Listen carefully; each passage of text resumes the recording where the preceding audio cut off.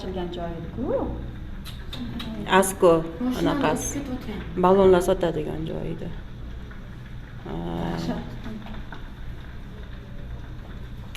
Bu qo'shnilar tashqarida.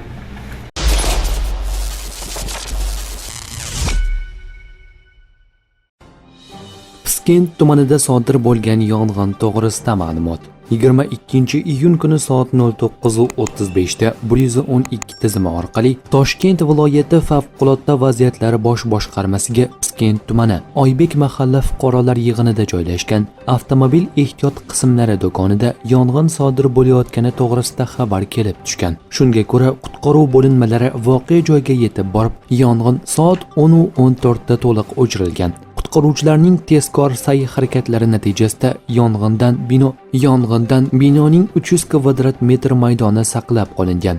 Yong'in oqibatida tan jarohati olganlar yo'q. Hozirda yong'inning sababi va moddiy zarar miqdori aniqlanmoqda.